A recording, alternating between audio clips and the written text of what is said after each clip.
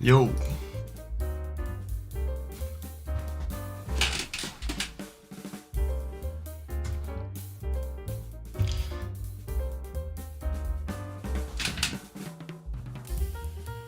I got this new track that you're listening to right now, today, and I think it's pretty good.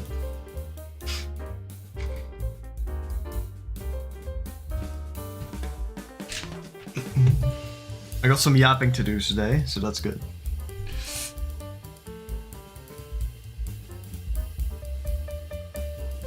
So I have this project here, right? Just this image. I want a more interesting border for it. So that's what I will be doing.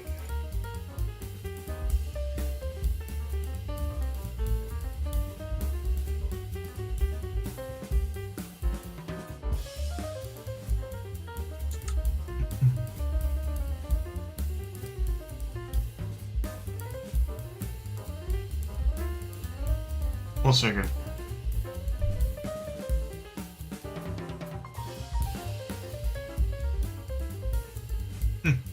Alright.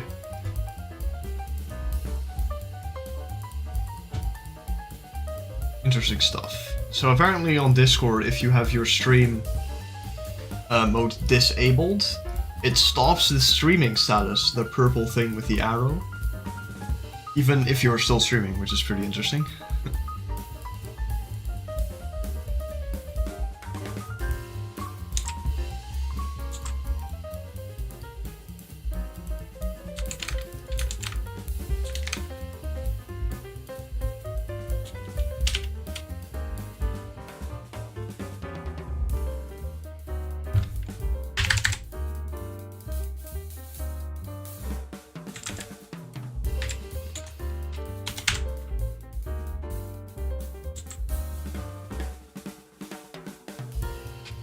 Alright.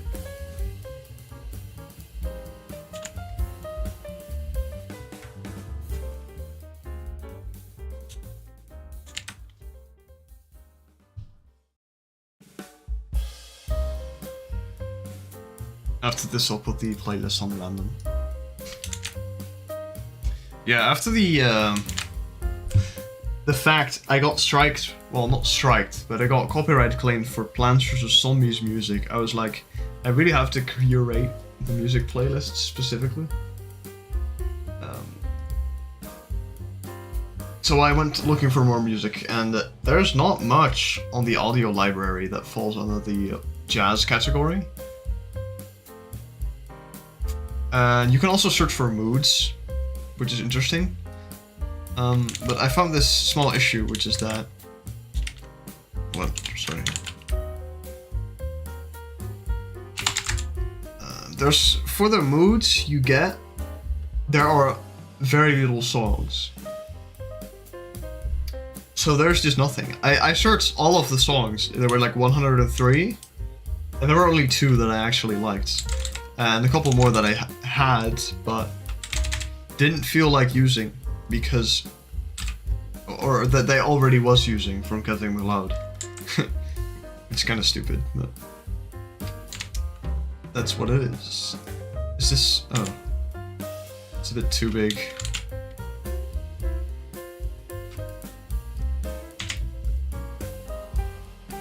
Does that even fit? Still no. Crazy. Sort of that. Interesting.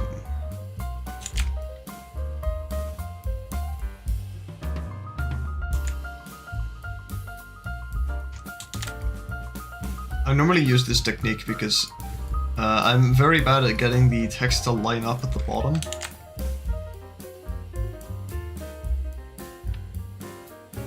I don't know if I would be able to make it the same font style that I use for the thing at the bottom.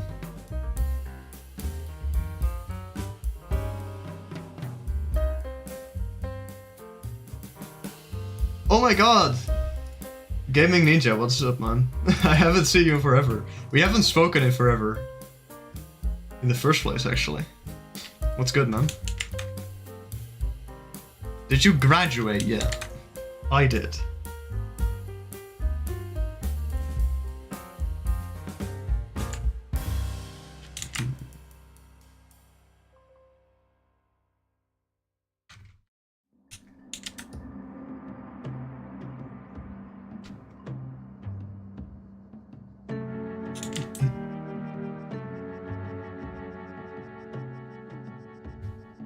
Okay, my mic does work. That's good.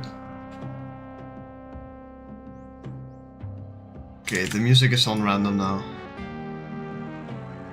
That's actually sick. Aerospace engineering. I kind of got that from your Discord status, but that is just crazy. I'm really surprised that you actually went into that direction. I mean, when I saw it, I was like, well, you played Kerbal Space Program, but what games you played doesn't necessarily mean that that's what you're gonna study as well. But I think that's I think it's a funny coincidence. Yeah, we haven't spoken. Like, your server still exists, and I check it whenever there's a message, but it seems you haven't been uploading, and I revived the channel, basically. Because I uploaded Minecraft stuff here, and then I deleted all of it. I've forgotten which year, but I think it was probably 2021 or something. I think I sent some Discord messages about it when I did, but I forgot. Plus, those messages are probably not available anymore. And I don't have the videos, but I was like, hey, I have this channel, I have music, let's just upload it. And it was like, hey, streaming is a cool idea, I'm gonna do that as well. So, here we are. And I'm thinking, hey, whenever there's an evening and I have no idea what to do, and I just have some yapping to do about topics, I'll just start a stream, because why not? Yeah, I get that. I was struggling with the editing software as well. I wanted to upload a song, right? And I wanted to have like one of those waveforms, so like an oscilloscope, if you know what that is. And for that, you need Premiere Pro, which I was already using, and After Effects, which then I re-downloaded. And I made the audio spectrogram, and I looked for the button in Premiere Pro, which is called like Replace Adjustment Layer with After Effects Composition, and that button is grayed out because somehow it doesn't see that I have both applications. So I can't even make the audio spectrogram. So now I have nothing to do, and video quality really matters if you want to grow. And even though I don't necessarily care about the growth, there's just no reason not to do it. Except for the fact that now it's impossible. So I have to do something else if I want the video not to be just a picture with music, you know? So maybe I have to make some sort of stupid animation that just wobbles around the screen or something, I have no idea, but especially because I want to upload that full album as one video as well. You can't have like a 45-minute video without anything happening on screen. People are just gonna click off because nothing is visually appealing to it. And otherwise they won't talk in the chat, but still listen. Oh, I thought I removed the Nintendo music. I guess I didn't. I'll let it play and then it goes to a different one, I suppose. But yeah, that ruined my mood yesterday, that it didn't work. So I have to find a different solution now.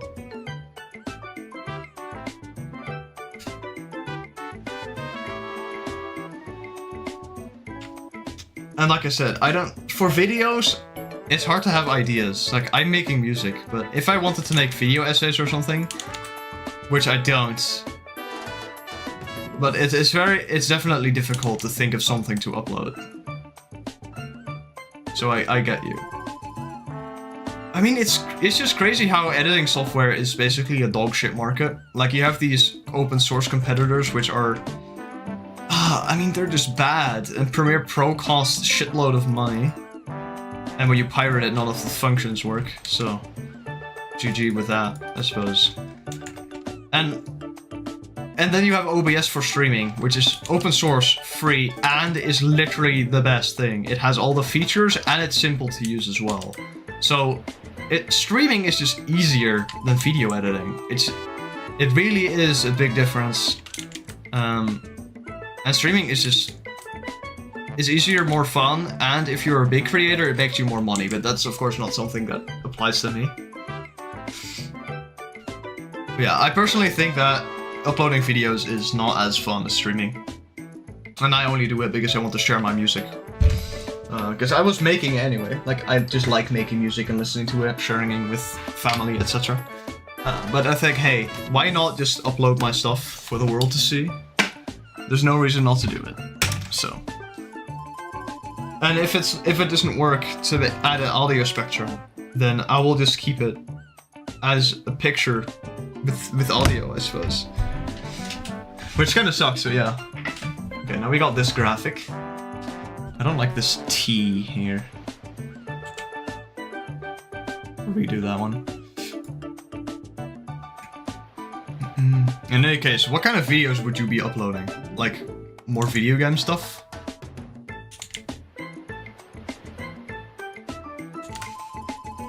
A robot, wow. Well, what fits with your channel is a barrier, but if you start something new and just keep doing it, then you will get a new audience for that thing, so... It's only weird because the first few videos won't work out. But in the long term, doing what you want to do is what actually grows your channel, because otherwise you'll get burnt out. So just do what you want to do.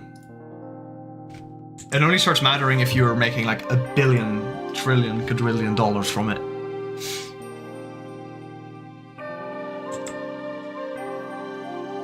But robots and engineering is probably an interesting topic.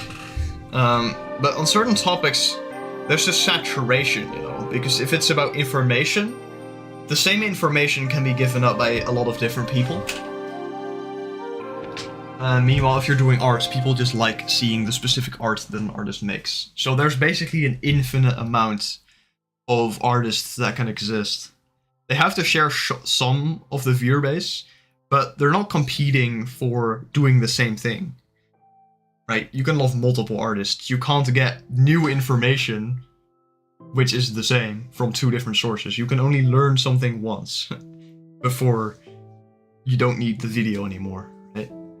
This also goes for people who make tutorials. Once, if it's like a very specific tutorial, people are gonna go to your video, and that's it. They're not gonna go to your channel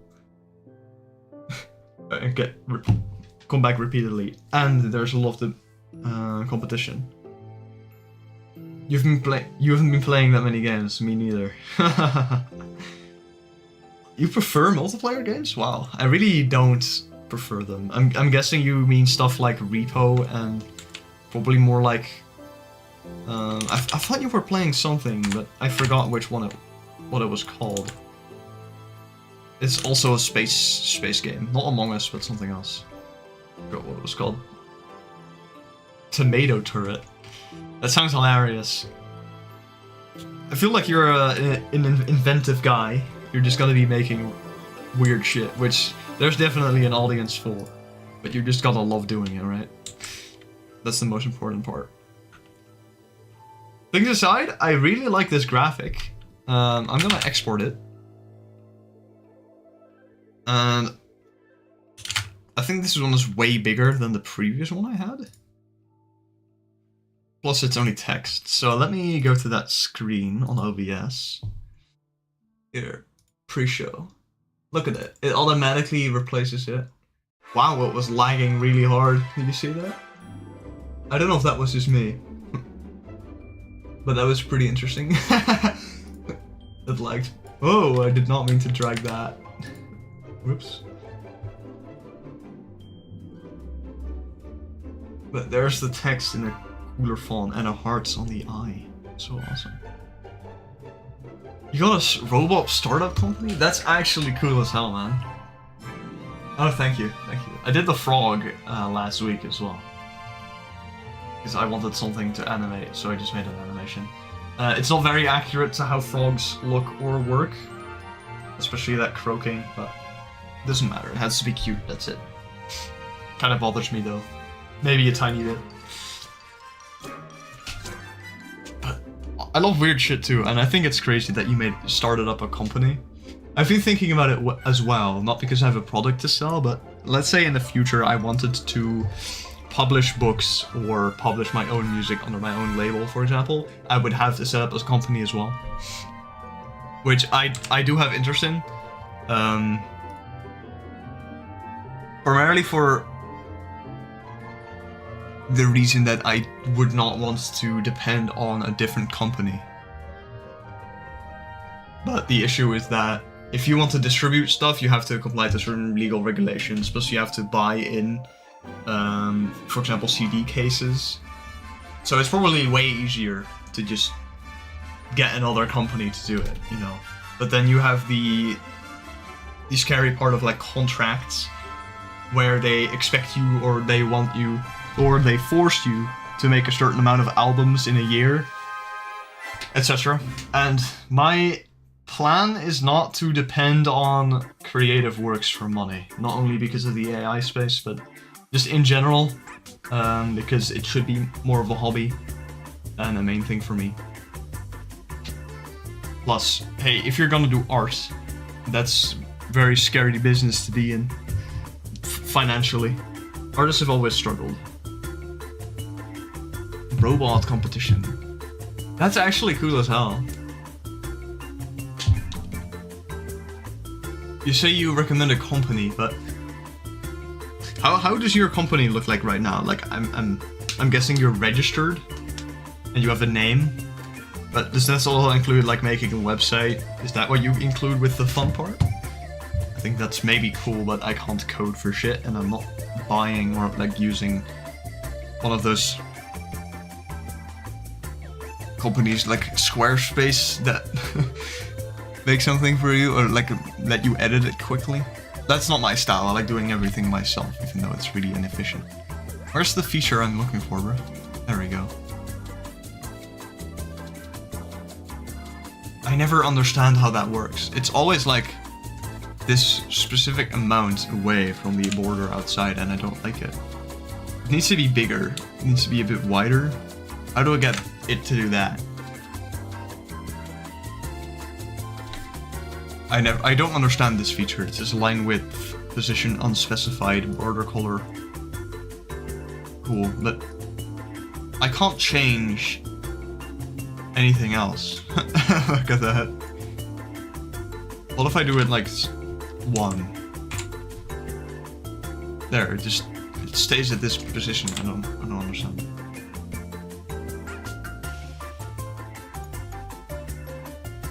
Master Fighter 6. That's actually funny. I've seen like bootleg products in stores, but I've never seen an actual product copy of a video game. Actually, that's not true, because before I got Minecraft on my tablet, I also got one of those apps, like those fake ones. I think Blockcraft 3D was one. There was this one which was like a giant world, which was hard to move in, and then there was one that just had like the block feature, but it was more like a town builder, which you could walk around in and visit other people's places. Hardware, software.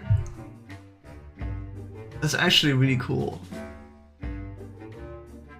I think that's awesome. Seeing like your company as a hobby project, I think that's how most companies grow, because you have a passionate person at the top that cares about what they're doing.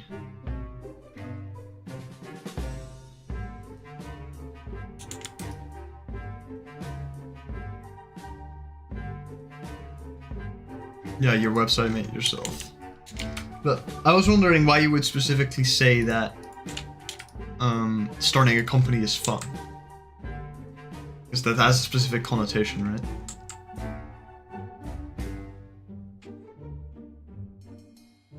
I guess I just gotta copy this graphic and scale it up.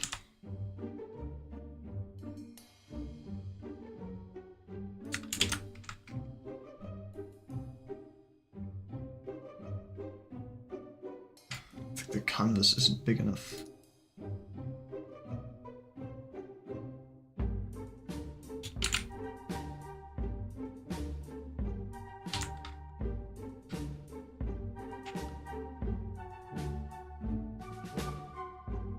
Fireball spam. Fireball mirror in Clash Royale. That's what we're doing. Okay. Okay, so how do I get this shit to line up?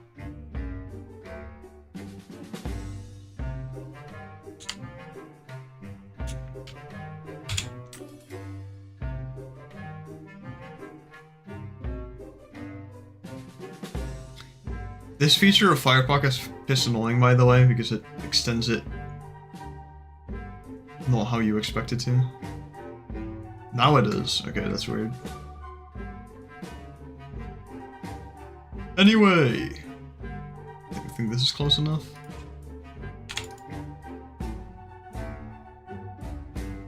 Oh, you can barely notice. Yeah, alright, that's good. Let's see.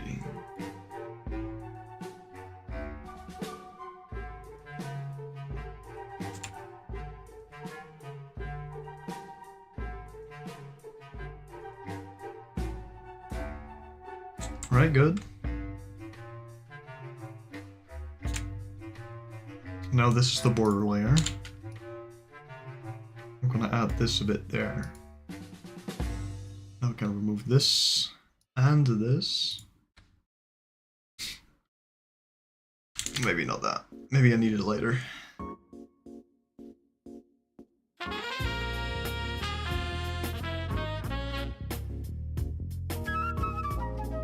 Oh, so so you're saying if you want to be invited to like an exposition, it's better to have a company because it's easier to contact and looks more professional.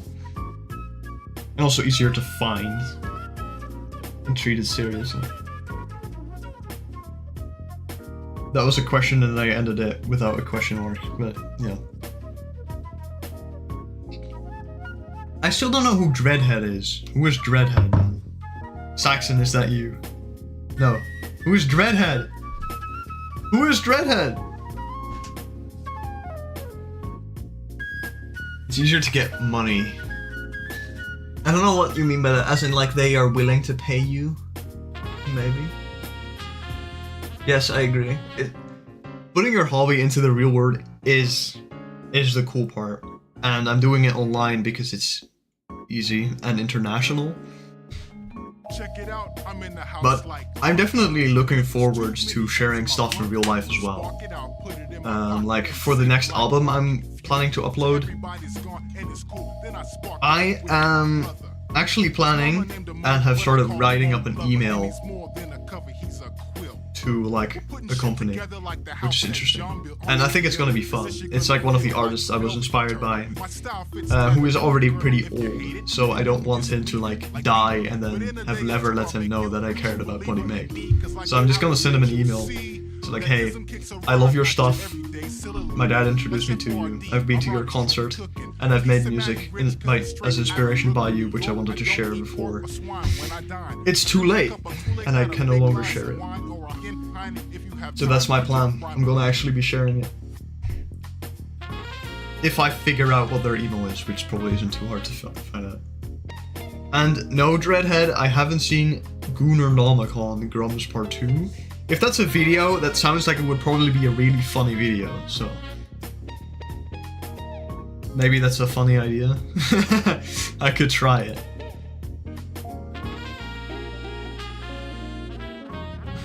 I mean, even AAA studios end up not making bug-free games, so it's not really that surprising, is it?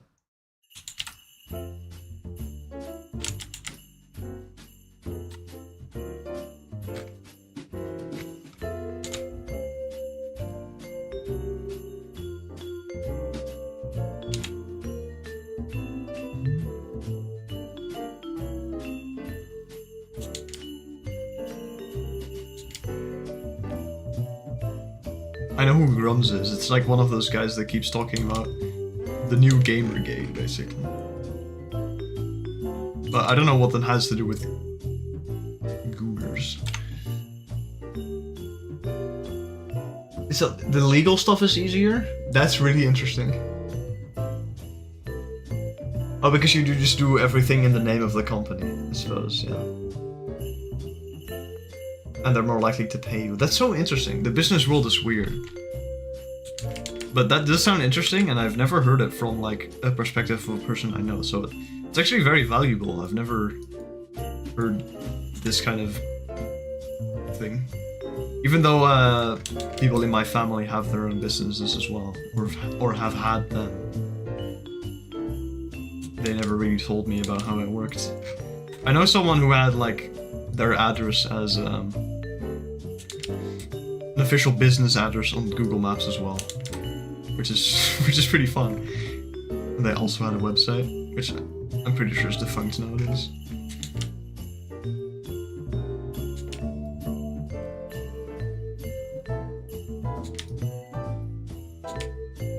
It's kind of weird that like business economics classes to set up a company aren't like forced in our country, even though history is, which I would say I don't give a shit about. So money grants from the government, like, yeah, right. That sounds like you have quite the bunch of experience with it already.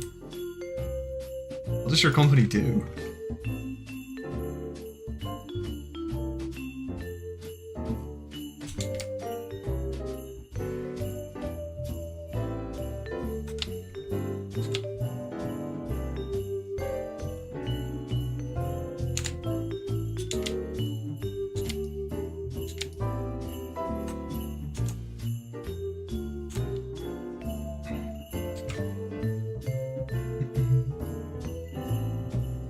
Oh yeah, and I think I posted like a screenshot of Grum saying some dumb shit before.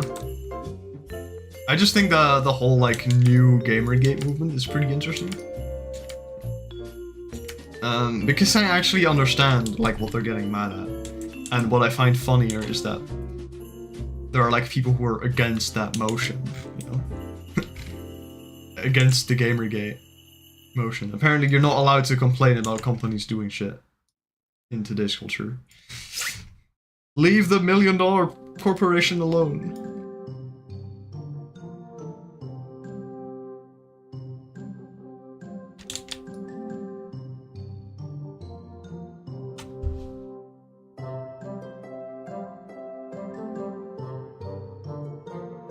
Interesting.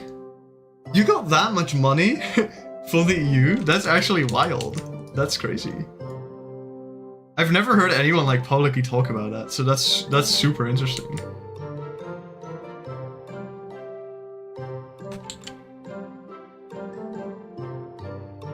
Oh, so as an individual you really like, because anyone is an individual, they want you to go through more checks basically, more confirmations before you actually get the money. That's interesting.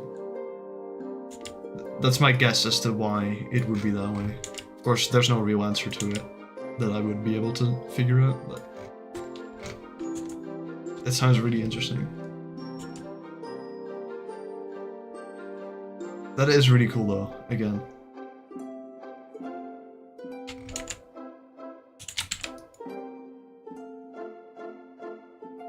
I love thinking about organizing stuff like that, but in reality, it's easy to never end up doing it.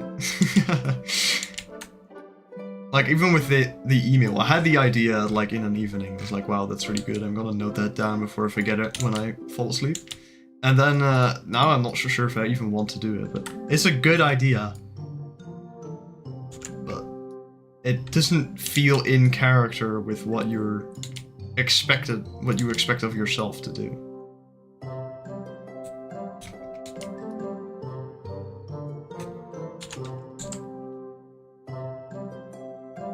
Yeah, that's kind of what I was thinking too. They think it's more sketchy as an individual. But a company is already, like, legitimate.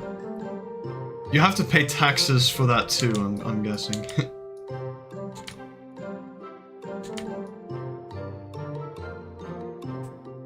I don't know how good this graphic is gonna look later. We'll see about it, I suppose. I kind of want the rest of this border to be a bit thinner. Is this the thickness? No, that's the opposite of what I wanted. This is still thicker than that. Alright, let's try this.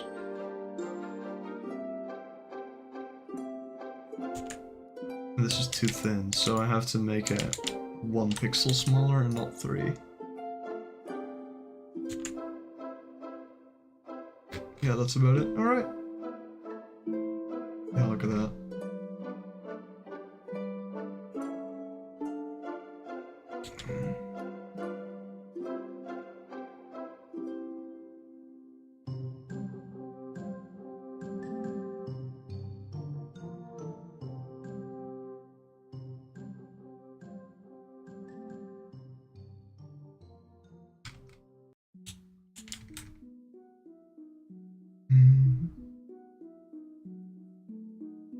They're gonna give you more free money?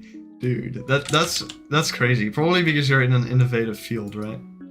Because I don't feel like a random farmer is getting that much money. But robots, look, that's how we're gonna innovate. That's how we're gonna grow the EU. So that's what I'm guessing they're giving the money for.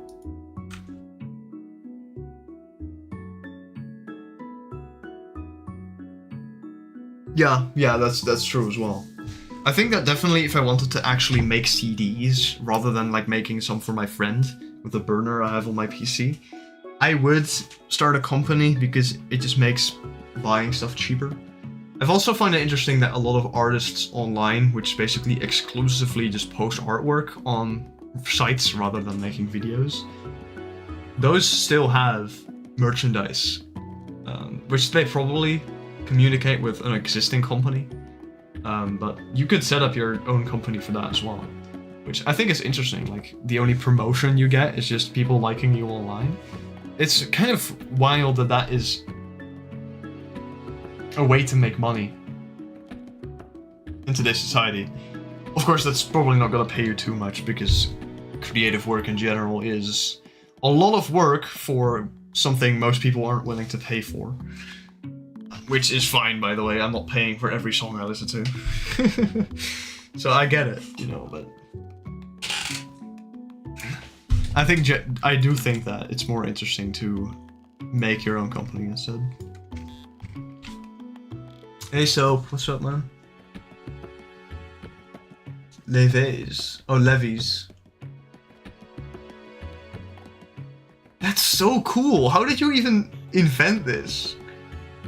You know, I knew you were clever when we met in France and I was young, but I mean, it fits the idea I had of you when I was younger, but it's crazy that you actually ended up doing weird, wild stuff like this. Like, definitely props, man.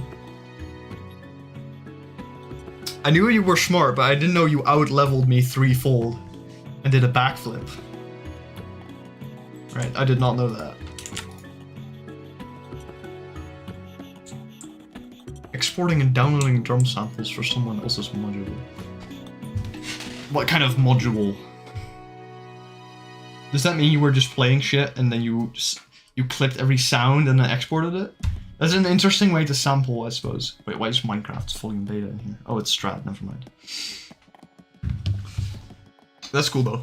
I love making my own samples. Like, I never got why people like have claps in their music and then they sound like really like this. It's like barely anything is happening. Like, if I clap myself, I do this. Which is a way more hollow sound, right? So I just record my own clap sounds. I never got why other artists always use like an existing clap sound. Everyone has hands, with a few exceptions. You can just clap yourself, right? If you're making music, you can clap your hands, alright? You can just record your own sound. But for some reason, they're not doing it. But I think it's really fun to record as many samples myself as I can. That's also because I don't feel authentic enough if I'm just using digital media. So using my own voice, etc. is a good way to make the music feel more real, right?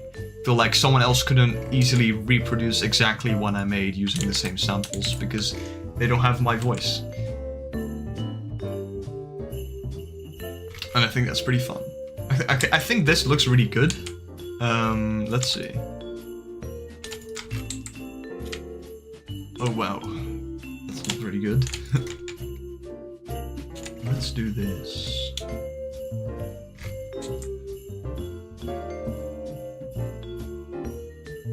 you got publicity. I mean, that's cool. Again, I can't repeat it enough, but I think it's really cool that you ended up getting a company and a robot that actually does something useful. Because there are so many startup tech companies, right, that make some bullshit no one needs that requires an app for no reason and is worse than existing software. I have no other word for it in my head than millennial software companies. Like, it's hard to name examples, but stuff like AirUp, you've probably gotten barraged with ads from that company, right? The fucking AirUp advertisements. Which is a nothing product that no one asked for. So, a lot of companies like that, there's this like, this harp instrument, I can't show it, but there's like a pedal for a harp, right? Electronic, and then it has like these modules on the side that can add extra reverb. And some millennial company made a product which requires an app to work, even though modules already existed that were cheaper as well. So what is it with these millennial companies making hardware, quote unquote, that requires a software app on your phone, which of course is gonna get outdated the next time Apple updates their software, and then isn't even better, and also is more expensive. Like, I don't know what these companies are doing and why they are everywhere, but I guess it must be working somehow. Yeah, exactly, Buttershop. Like, the interesting part about getting your own samples, but also just slamming a drum twice, is that it just sounds a bit like that, ever so slightly tiny bit different. And this makes a huge difference, even though you don't really pay attention to it. But if an instrument sounds slightly different some of the times, then people are gonna think it's more real. And that's not because you wanna fake being a real, like, acoustic artist, but just because it sounds better, or it's more accurate to what you're trying to produce, right? Because I love acoustic music, but I can't play instruments. But I can do... Actually, I can play some instruments, but not the ones that are important. But for your artistic expression, you want to make them sound more real, just because it's fun or it sounds nice. So, well, I don't necessarily mean millennial as in consumers, but I mean millennials as in the people who are starting the hip new bourgeois, whatever, companies, right? That's what I'm talking about. I don't know what else to call it. It's like gentrification, the company, basically.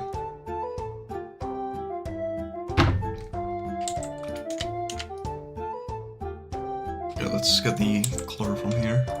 No idea how to implement this with this weird border I made, but... Yikes. We'll see about this. Oh, why doesn't that... Oh, okay, that's my fault, actually.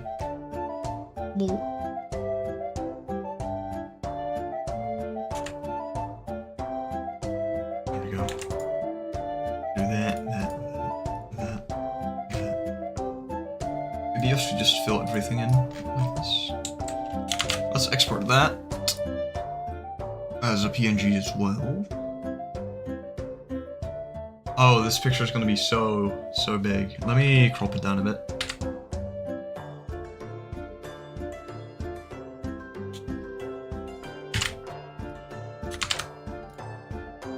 Okay, let's see on the screen, you know. Look at that. That doesn't really work with a frog, so I've got to delete the bottom portion. I don't know why I didn't think about that sooner. Probably don't even need all this complicated crap that I'm doing.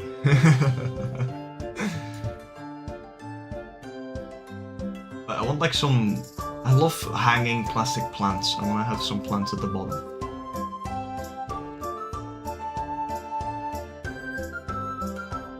Got a slap bass MIDI instrument. Maybe when I use like FL Studio or Ableton, I might be able to use samples. Otherwise, I can only put them in a sampler, which is more for individual sound effects. I don't know.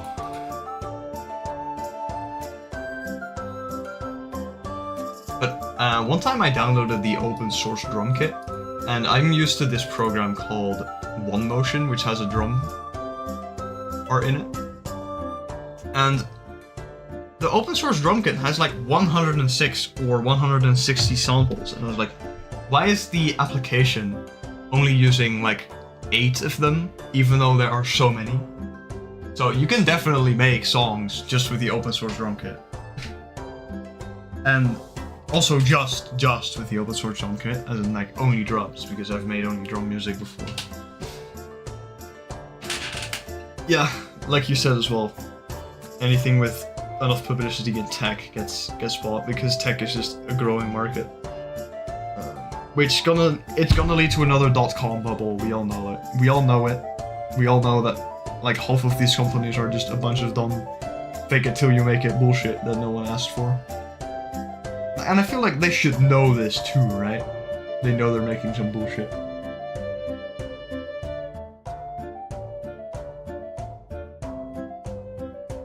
Sega samples? I mean, the old school composers used existing samples, you know, for their own music, so it's not that weird. Like, it makes sense. Oh wow, the corners are rounded at the top? Why? That's cool, but why? That's interesting, I guess. Now I want to do it for this corner too, because that's pretty awesome. That's so tiny that I like it. I do want to remake these borders here. I think it might look better if I just kept it square. But I still like the idea of having it be... Oh, that's annoying.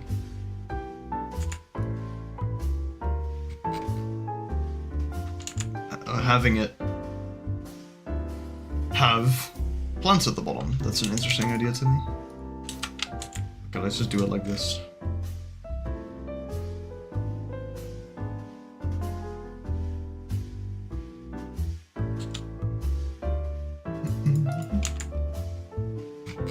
I do want to find more background music,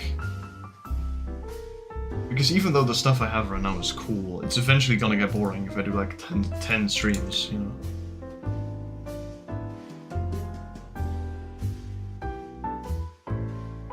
Let's see, this slap bass. Sounds familiar.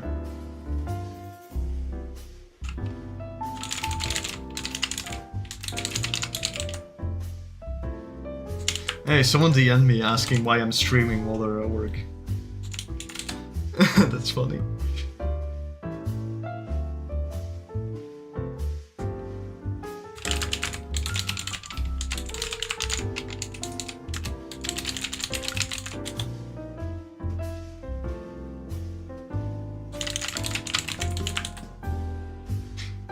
Alright.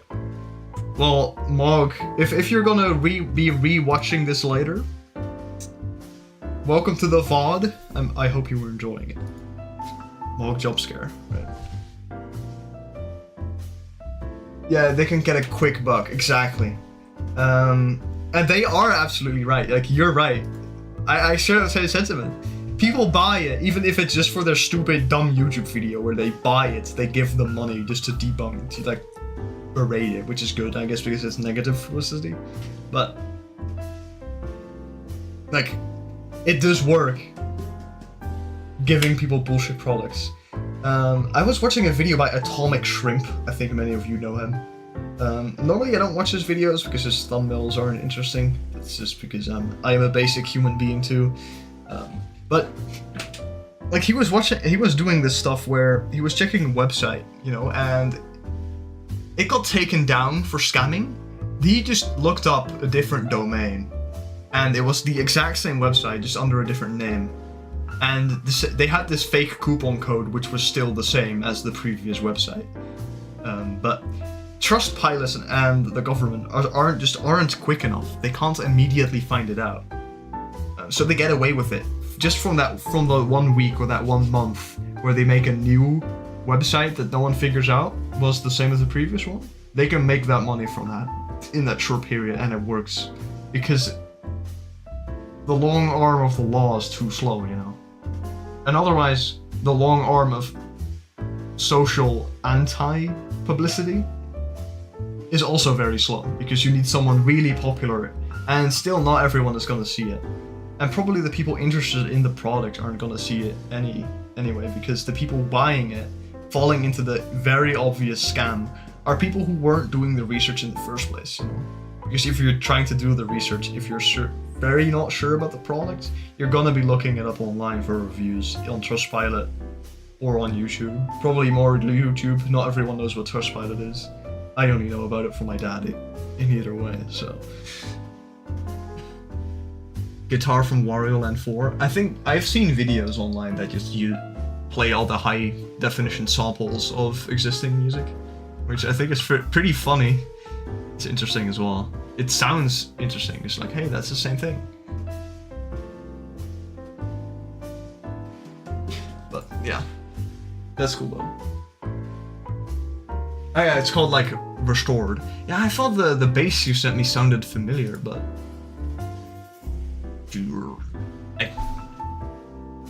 I can't. Is it from Sonic Adventure? I don't know. It sounds really familiar.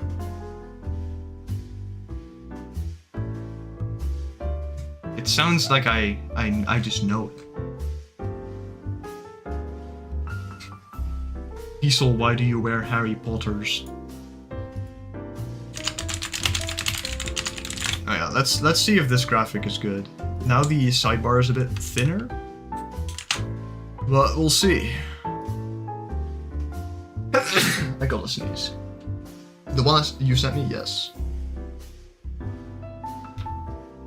It is too easy to make a new website, and I'm not saying it should be harder, because if you're a genuine guy not following the law, you know, you're a good Samaritan, you shouldn't be punished by what bad actors are doing.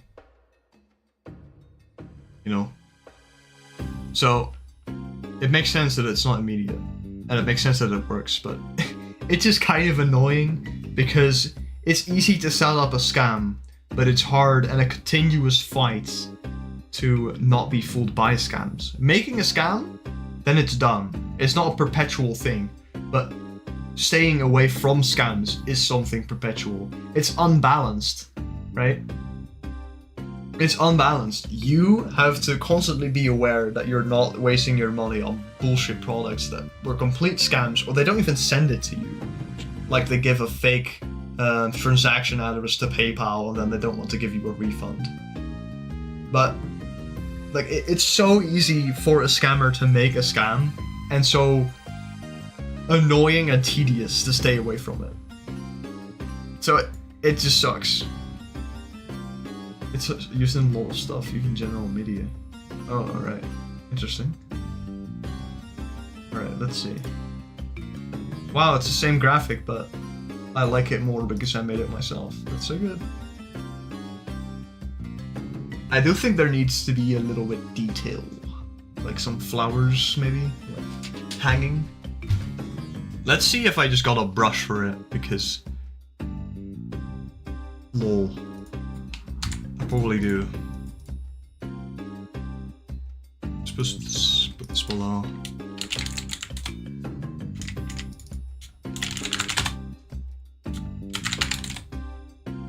I said it before, but I really enjoy the fact that on stream,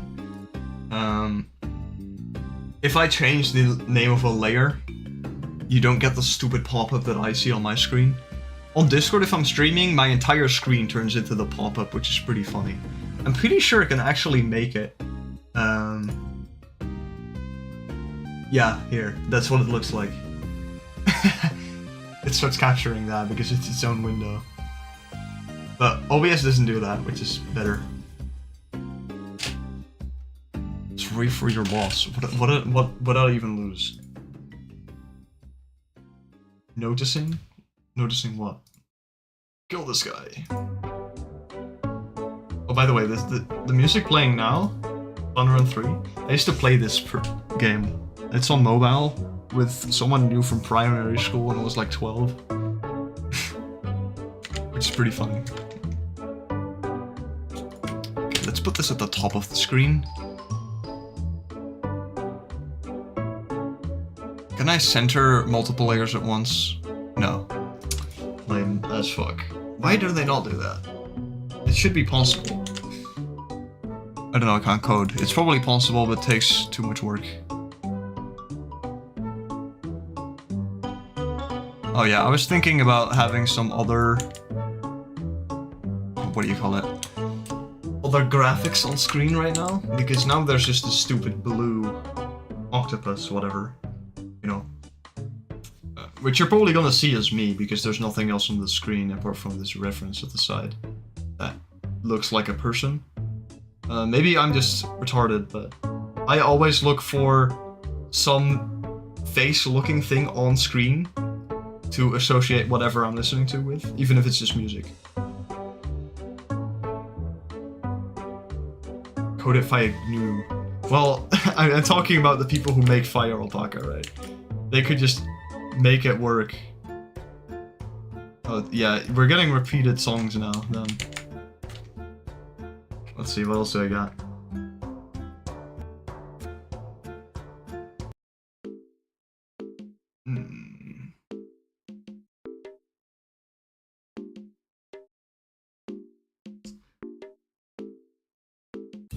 Let's do a Bloons Star Defense music. Oh, by the way, add me on Bloons. I forgot if I have my own clan now, but I'm pretty sure I was in a group of old server members from Troll, like the old staff. But I haven't spoken to them. The only guy I still talk to is Spencer. So I probably will make my own, but I don't even play the game, so it will just kind of exist. I think that's for the clan war shit, basically. I have some pattern for plants. Where is it? This brush layout is fucking trash, by the way. Firebug has a problem with just previewing stuff. Like, you can't see the preview of the text fonts, and you can't see the preview of the brush, except for like at the top here. Which I should just be using, because I never do that. What even is this? Oh my god, it's the Mog pattern. Look at that. Oranges. Oranges with chocolate. Is this even good? I mean, I know food items that look like this. That's cool, I suppose. Oh yeah, for this break, this is the break screen. I have no graphics for it at all. I have no idea what to put here. I wanna maybe make some animation? I don't know. But there's this background that I use for my Bandcamp where you can buy my music. And for the pre-show and the game section, I use this screen. And I was thinking, hey, should I just use this screen for all of them? This is cute, but it doesn't fit the style of the others. I'm not entirely sure what I want to go with. Because I really prefer this screen, personally. But it's also kind of boring if everything is the same, so... I'd love to hear your opinions on that. And otherwise, I'll just see what I do, but... I care too much about everything. it really doesn't actually matter. So what's this? Oh my god, look at it.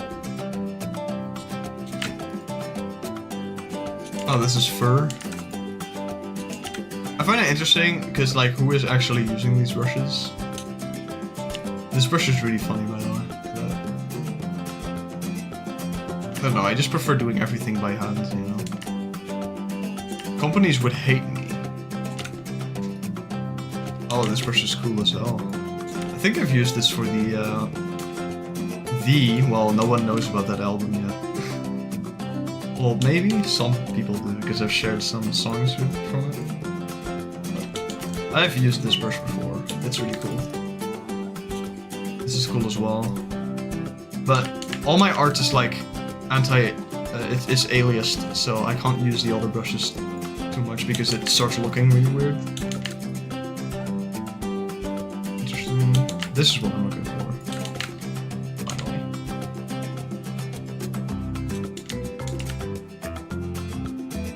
Chocolate cookies with orange today. Well, isn't that nice? I don't really eat too much stuff anymore. I don't really know why. Sometimes I'm just busy and I don't feel like buying anything, and in other weeks I'm like, hey, Let's go to the store and buy something.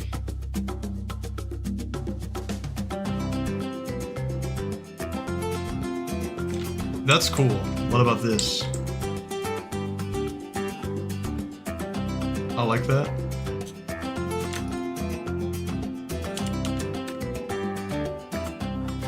Whoa. I don't know what that was. This is cool as well.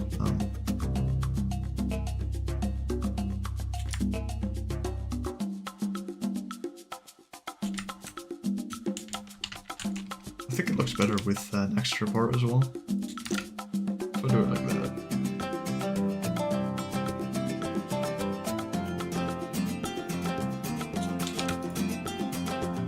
Oh, and why is an 8-bit layer even a thing when you ever need this? I will never understand this app sometimes. Never and sometimes in one sentence. That's crazy. Right. Leaf jump scare. Yes, look at this.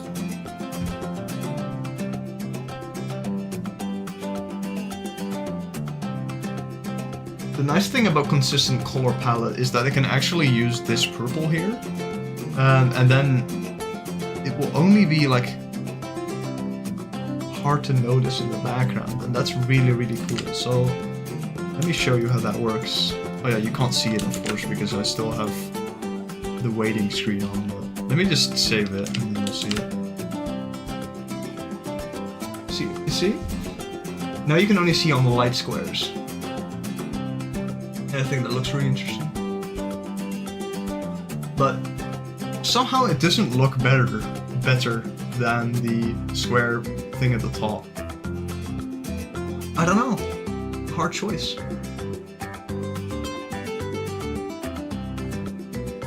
I think it's because everything else is so streamlined. It just looks weird for something to look different. But if you like it, I can keep it. It's better than just the boring square, I suppose. Let me just save this as a Firebaka. I do think I'll keep the top of the image empty, so I'll just drag this to the corner. And that should be quite enough. Like this. You see that? Now it's right in the corner. I can position the frog. There we go. Wow. I really like this. I don't know if stream starting soon screens are even necessary because I start the stream when I'm already at my computer most of the time. Because I don't want to have to take a break in the middle for like... I take super long brushing my teeth. Like 15 minutes. I don't want to leave for 15 minutes and then come back. So I'm never really using this break screen here. But we shall see. So that's this graphic done. I might change it in the future, but this is good for now.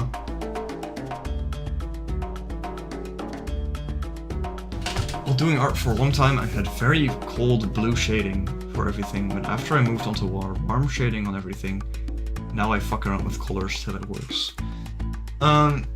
Fucking around is really cool, and with color it works because there's a limited set of colors you can use. There's a billion videos online about color theory, and I can definitely recommend learning the theory about why some stuff looks good, but don't feel forced by yourself to keep thinking about like opposites or triangles, because genuinely the only people who give a fuck are people who also learn the theory, and other people only care about what looks good. And in art is very subjective. Music is the most subjective thing there is, but art is subjective enough that people might disagree over what looks better, you know? So just do what you like, and that's what your style is. Like, I've had a lot of questions in the past about people asking, hey, what's good style? And how do I start my art style? Or like a billion of those getting my art style videos, and like genuinely just keep doing art and you will have a style. Your style is simply just what you do. right? If you're drawing realistic, you're not drawing cartoony. That's a style difference. That's something unique to you, right? The combination of all those things that you're doing, that's what's unique. Your style is already there. You want to be iconic? Just keep drawing. You will eventually, through a combination of the things you learned and the things you like most, draw some stuff in a consistent way. And if you care about drawing different styles because you want to earn money, learning different styles is good as well. But when it comes to your own style, both with music and with art, just keep doing what you want to do, and that will end up being your style. There's not much more to say about it. Side note, I need a YouTube banner, and this is the kind of dumb bullshit we're working with, by the way. There's probably a lot of people out there who have had to work with something like this before, but this just sucks, man. I hate this stuff. I have no idea what to draw on it, but my YouTube banner is just a picture of a dog right now, so we gotta have something more interesting.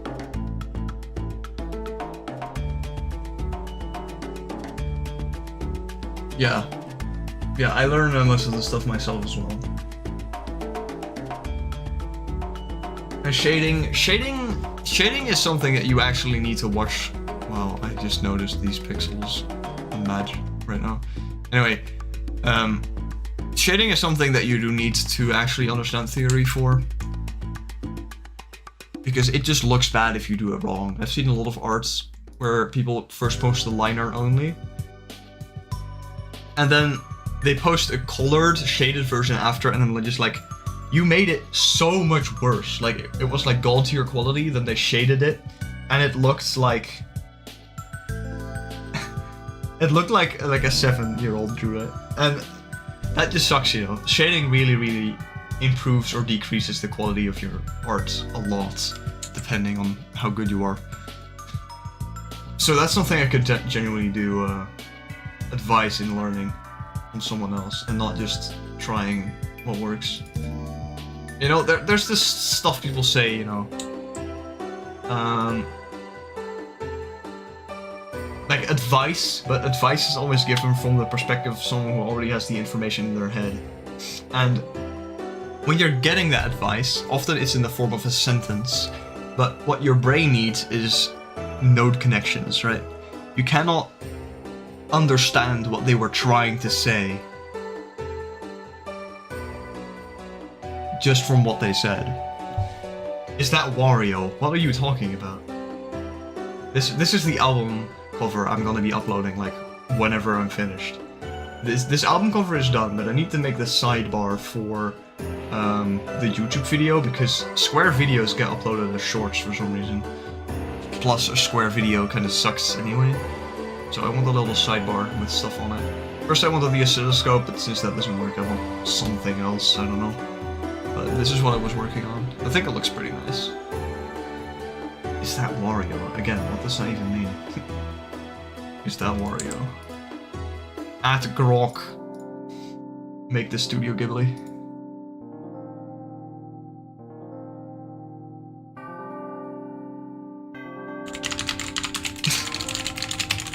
Easiest choice of my life. What? Yeah, drawing straw pages are back. So please send me more. Goomercave.straw.page. What does this even mean? Why is Wario there? And also, what even is this post? Thank you. It's very different from the other album covers, but I just like it. I had a lot of trouble getting it right. So basically this border is an image, like a photo I took, and then I redrew it. And it's not tracing, it's applying a filter but doing it manually. That's how I call it. Because you could do an art filter on your phone. My super old camera from like 2010 has filters on it, like cartoon filters. I was applying for an English entry ETA today, and when it was scanning my face, it was also using cartoon black and white filter for some reason. So it's cool, but I prefer doing it manually, so we get this nice result, right? And in the background we have this Chinese text. I can't wait for someone to ask me what it's from, because the answer is really funny. And the petals are from a brush here, with some interesting pattern. A color brush that I made myself as well, so there's like pink, bit of a blue, and then a redder pink, and a pollen. I think it's this brush here. It's this brush in different colors. And these are two photos I took. One of the photos is the same photo I used for the corner, and then I made a photo of like some wood chips, which I overlaid for the pattern. This flower is a flower with an eye in it, of course, and I put my name here because I didn't know where else to do it. I'm pretty happy with it. I had trouble getting the right background color here. Now it's gray, right? But I used to use green or the pink, but it just looks better when it's neutral. And now it's the best the album cover has looked. So I'm pretty happy with it as well. The album is, I don't know, done. There's 2 songs I need to finish. Actually, there's 3 songs I need to finish. And then 1 I need to remix. And then it's done. Gaster. I've watched like videos on the Undertale and Deltarune lore shit. I think it's fun, and I can't wait to find more of those videos once the new album, the new chapters drop. I'm actually excited for them. I didn't play chapter 2, I didn't like the computer theme, and I'm not gonna like whatever Western bullshit theme is gonna go be happening, but it's probably still fun to watch videos on it, so I'm really excited for that. But it's probably gonna take like months for a good theory to come out, so even after the game is out, there's gonna be some bullshit. And I don't know if I want to buy it, but maybe, because once I have summer vacation, I have so much time on my hands, you know? And I don't really know what to do with that time. Maybe I'll draw more shit, maybe I'll stream more shit, maybe I'll make more music, maybe I'll play some games as well, maybe I'll buy games, holy shit. So we'll see what we do, because I don't play too many games. I played some stuff last week. Wild Frost, maybe you helped in that. Either people don't care about games because everyone plays games and I'm primarily an artist, so people don't care about me playing it, or it's because Wild Frost is a complicated game and it's only fun if you understand it. Even as a viewer, if you don't understand it, it sucks. So I get why people didn't enjoy it. So that's entirely fair. Yo, Kirby guy, what's up? Catalonian separation stream. We should separate Catalonia, and that's for a very good reason, and that's because they say they want it. We should just give people what they want all the time. It's a good idea, trust me. I was thinking about having this at the side, which looks interesting, but it kinda makes my head hurts. It looks really interesting though, so I might do it. For this, it actually, like, the hardest part of the matter is just, what do other people think? So let me know if you prefer this extra layer over it. Woody theory. Woody theory? Oh wait. Woody from Toy Story being a boss in the game.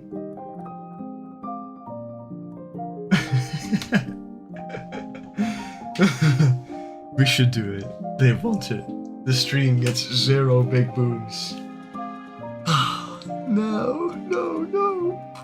I can't believe it. It's literally over. Oh, by the way, I was editing in Adobe After Effects yesterday, and that shit was using 24 gigs of my RAM.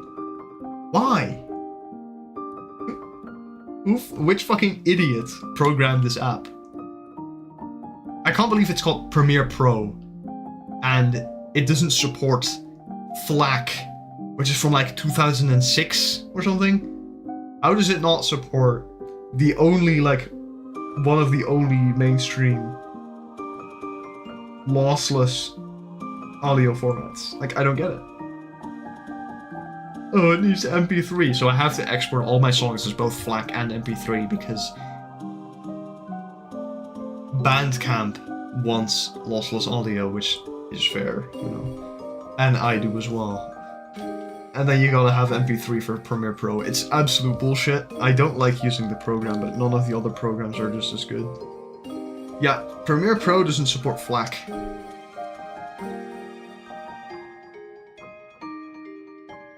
So I deadass have to export every single song I make into MP3 as well. Which is gonna be hell for the full Mocha Wasabi album upload, because all the songs need to be combined into one audio file. Because MP3 adds like those little pauses in between audio, and that's really annoying, so it's gonna be kind of bullshit. So yeah, can't wait for that, but that's gonna be a bit later, So the first song is called Botanic Garden, so that's a spoiler for the next video I'm gonna be uploading. But I don't know how to do the text because we have one song, which is called something else. I need to type it out in a second.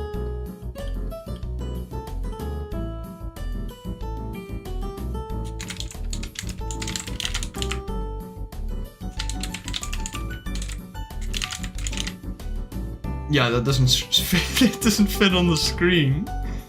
God damn it, man. That's kind of annoying.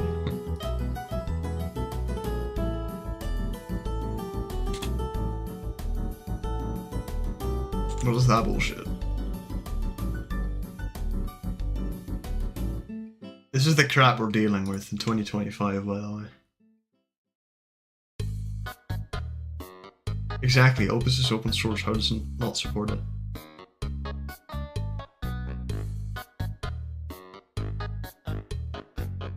Compatibility. I mean, YouTube imports MP3. Every app uses MP3, alright? I've seen some video, I don't know if it was you who sent it, that was like, why MP3 is an outdated format. And then they showed like comparison levels, and they used the lowest quality audio for all of them. Like, that's not fair comparison because MP3 can be lossless while M4A can't.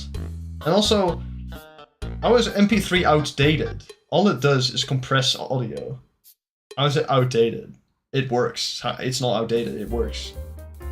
That's absolute bullshit. So, I disagree that MP3 is old and bad because it works and it does what it's supposed to, so. It's very lightweight as well, and it doesn't have this weird bullshit like all the other ones. Like OGG wants to be, I forgot what it was called. It wants to be open on your device as like, just like in Foobar where it's a library file, and then every time you try to open it in Windows Explorer, it freezes Windows Explorer completely because you have one OGG file in it. So OGG is absolute dog shit, and I hate that format.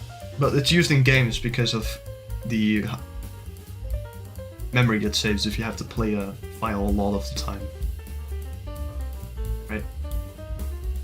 So if it's like a sound effect in a game, you have the sound effect is going to play way more often. So an OGG is very good for that.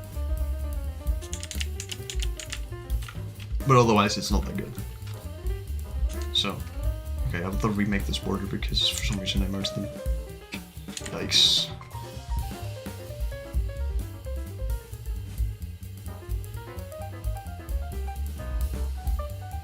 And then do it on a different layer instead of the same one. Smarty.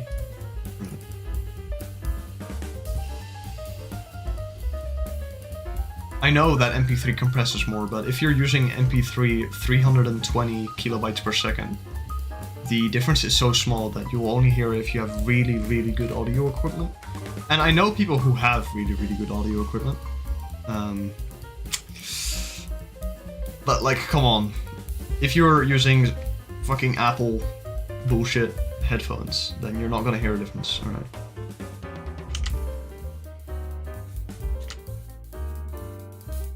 So don't wanna hear this bull crap from like these elitists who can't even hear the difference.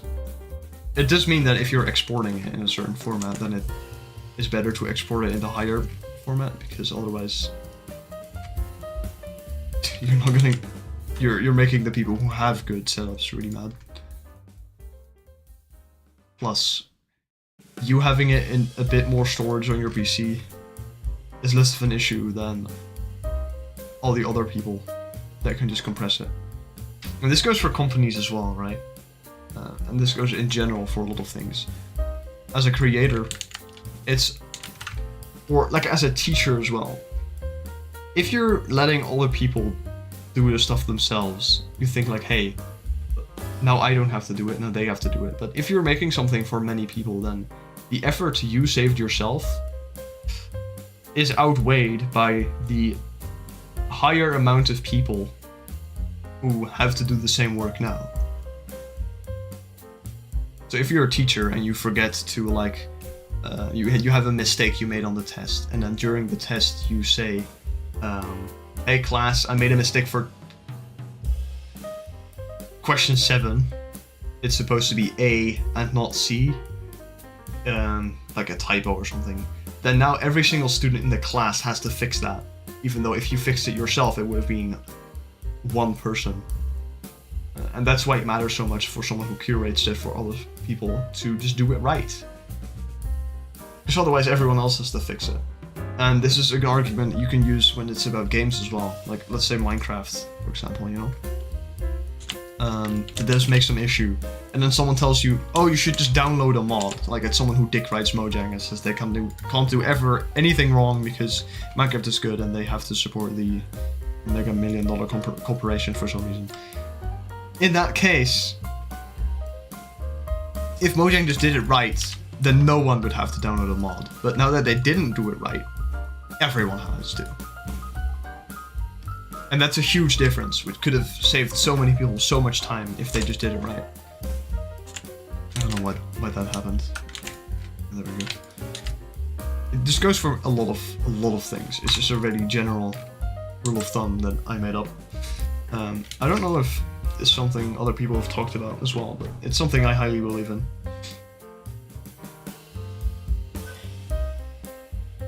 Right. Opus is also my favorite. That's how I export my music, but if I'm downloading music, if it's coming from YouTube, it's already in MP3 quality, so it's no use to download it as a FLAC, just because then it's bigger, you know. If it's already compressed, you're not gonna get more quality by making the low quality file a higher quality format. You're not getting more out of it. So it's better to just download stuff as MP3 unless you can get it directly from the source like on Bandcamp.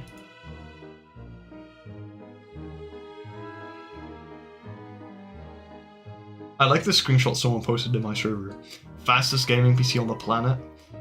286,000 views 3 hours ago, and then there's me, 2 watching right next to it. Based. That means that it's showing you high quality content. I always watch the videos with like 2 viewers, and if they're bad or they're good, it's just interesting to see. I like the idea of supporting a small person, you know? It's just really fun. And also the connection you have with like an up-and-coming streamer is way more fun than commenting on a big channel, because they get so many comments they don't even read them. So you're just kind of shouting into the void. And if you're doing it for promotion, you're like a negligible amount as well. But if you're helping out a small channel with 1 comment, that just has way more value to the person who made the video.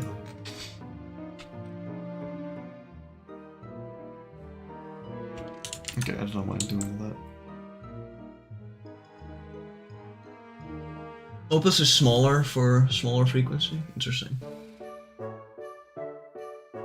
For me, MP3 is always smaller than FLAC. Even if I'm exporting it as super high quality. It's kind of funny because I remade Botanic Garden a bit, and it used to be like 23 MB, and now it's 40.9, and I have no idea what happened. Like, why is it like almost twice the size? Even though the only things I changed were a bit of the echo and some of the equalizer. That's it. Really crazy. I don't know. Lisa the Joyful. That's fun. By the way, sorry that there's not much happening on screen right now, but I just don't know what to add to this side thing here.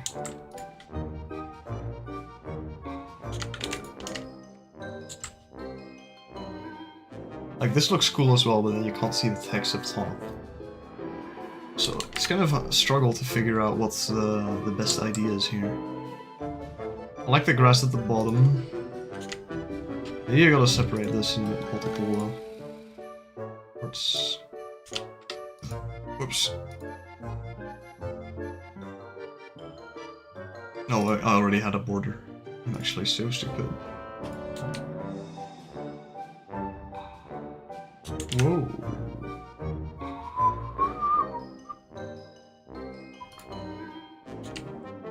There we go. That's cool because now I can export this as its own layer. So I think I'm gonna keep the grass, for sure.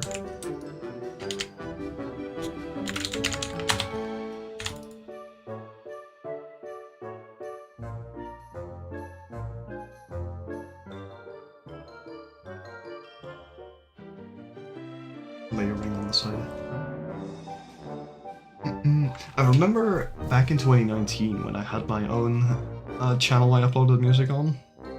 I uploaded this song called Winnie the Ice Cave. I still have the file, which was pretty repetitive. And there was like this channel that commented like, I like it. So I clicked on it and it was like this family channel run by like a 7-year-old kid. I was like, how is this channel commenting on my videos? But that was really funny. And I do wonder what happens to the subscribers I had on that channel, because it was a different one from the one I'm streaming on now and uploading on. They're probably still somewhere. Like, I could make a post on that channel, so like, hey, go subscribe to this. But that would be like 7 people. So, probably not worth it. Plus, no one knows that account is me anyway, because I uploaded completely different stuff without my voice, and it has a different channel name, and a different channel icon, and I watch different videos on that channel.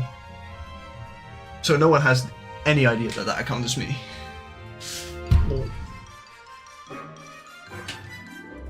There's probably some use for it not being linked to this one in the future, so there's no reason to spill the beans, I suppose.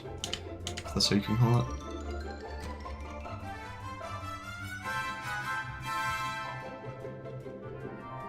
In any case, I was reading some interesting... Wait, what just happened? What? Oh, I changed the layer somehow. Oops. I was reading some interesting AI posts about AI that I think are worth talking about. There was this blog by Geofon Ha. I don't know how to pronounce it. It's like Geofon H. I don't know what country that guy is from. Where he talks about AI image generation and how you should make laws around it. And what I find so interesting about it is that it basically says, like, licensing models with a requirement that art generated using that model must be attributed back to the model is probably a good idea. And the interesting idea that they had was something that in the art world you never really hear anyone talk about. But in the AI world, it's very common. And that is prompt sharing. You've probably seen it before, right? That you come across this post on Twitter, which is AI art, and then the artist shares what prompts they used. And I think I remember seeing some artists really mad about it, because it was AI art, obviously, but the fact they share the prompt as well. But this guy that wrote about it said that that's actually a good thing to like force, because it's an existing rule frame basically in the culture of AI art. So why not just use that as an alternative to the other regulations around it? Because AI art is different from human-made art in the way where you can replicate it as if it's science. Like in science, you can replicate an existing idea, or the artist can share what inspired them. But GPT-4 does not have the ability to communicate what it used as training inspired for what you just asked. It can't give you the inspiration it used for the prompt. And that's because when it gets the data from an image, it removes the image from the library, and it only keeps the mathematical information that it uses to generate new stuff. So you cannot ask it for an image because it doesn't have that image anymore. And the only way in which you could do this is if it saved every single point of data they ever scraped on the internet, which is going to require not only storage space, but that's not only bad for the company because it costs money, but also for the environment, because just that data needs to be stored somewhere. If it's a data center or whatever, it needs to be stored somewhere on the planet. And we already have complaints with AI that it costs a bucket load of money. But that is gonna make it even worse, you know? So prompt sharing is probably better. It's probably the best alternative and the most realistic regulation option there is for AI art. Just prompt sharing. Just treat it as if it's science, that you can reproduce it. That's the only way you can get to the original source of the inspiration. Just the prompt itself. And you might not be able to replicate it exactly because AI does different stuff every time, but it's close enough. It's as close as you can get to a regulation that people agree with. And it's interesting too because most of those articles and videos I see that come from the AI sphere are very sympathetic to AI artists, to normal artists, sorry. They are just people that, for some reason, or any reason really, don't see AI as a net negative for humanity. They see it as something that exists, but still needs to be regulated in a fair way. So they see it from a governmental, top-down perspective. How do we keep everyone happy, including artists, including companies, etc.? It's like this really nuanced view, which I found really interesting to read. Because the first video I watched on it, I got kind of pissed, I have to be honest. I got really mad. Because I could not fathom, like, anyone saying anything positive about AI, you know? Because to me, I do genuinely agree that AI is the worst invention humanity has ever made, and it basically ruins humanity as a whole. That's my opinion on AI. Not for art reasons, but just the concept itself. Like, yeah, it's useful, but that's not my issue with it. But I have to think more about it before I make some grand statement, so. And this goes for a lot of things. You should never stay put with your own opinion. You should never, like, double down on something if you know that you're not entirely filled in. Like, you haven't entirely figured out what your opinion on it is. You should always stay open to the idea that you might be extremely wrong, which, I mean, I've posted comments on YouTube, and then someone replies, basically dissing my entire family bloodline. And I'm like, wait, they're actually right. And that's... and it's hard to deal with, because what do you even say to that? Like, I can accept that I was wrong, but what do I even reply to them? Do I just say, yeah, you've convinced me, and that's it? And that's what you reply? Like, that's kind of a boring reply, you know? Not entirely sure. Whenever that happens, but yeah.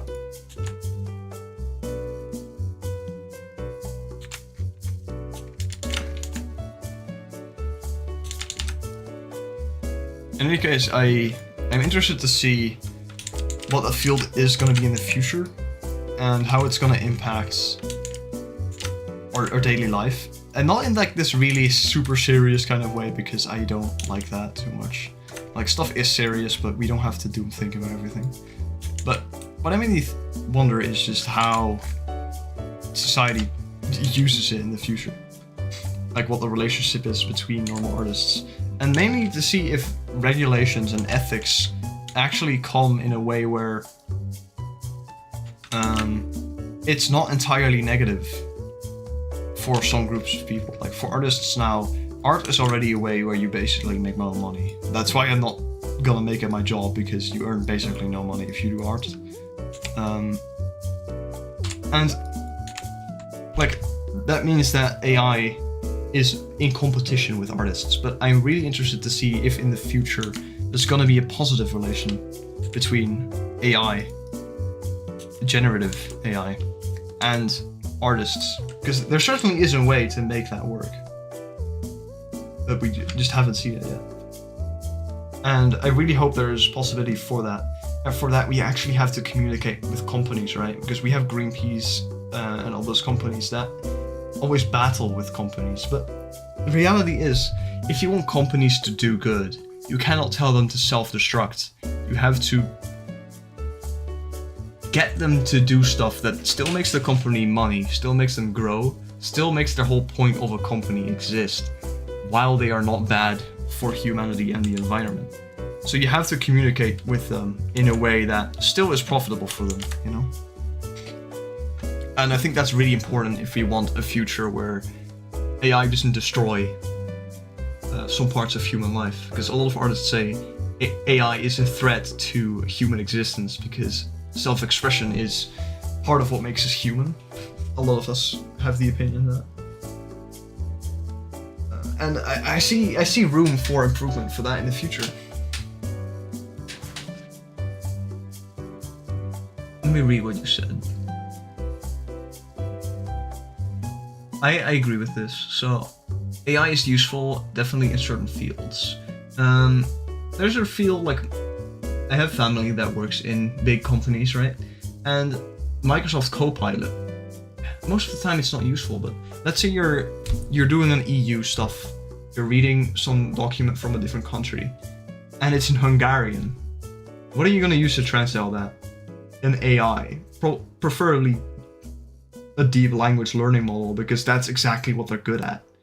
Finding context, predicting text. ChatGPT is a text prediction algorithm.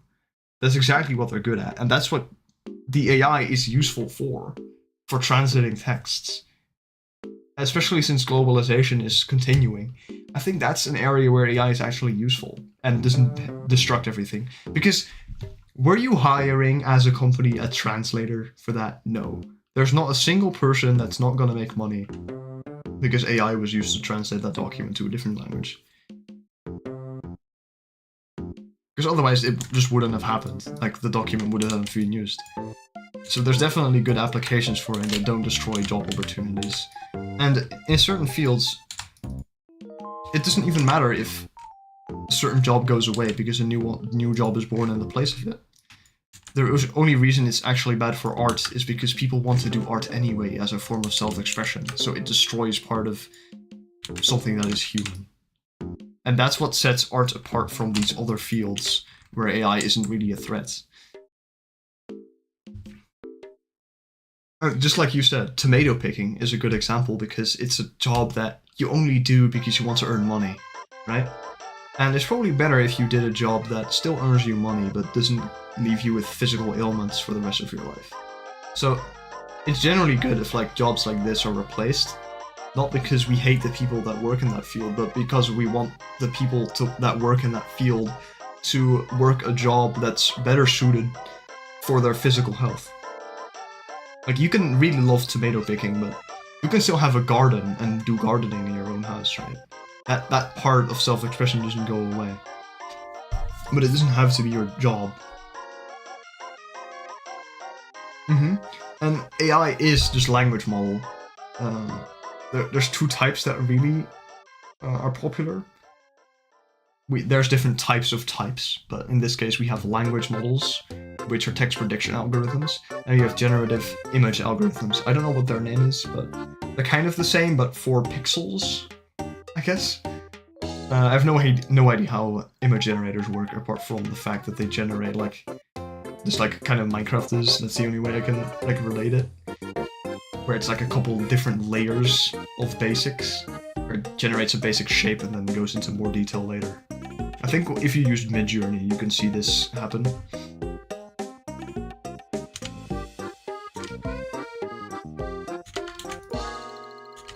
I don't know how to make this look good. Like, this is all I got right now.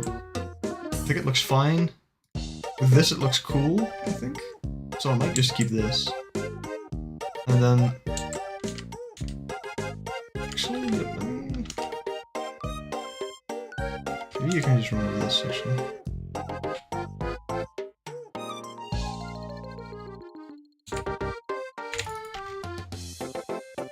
There.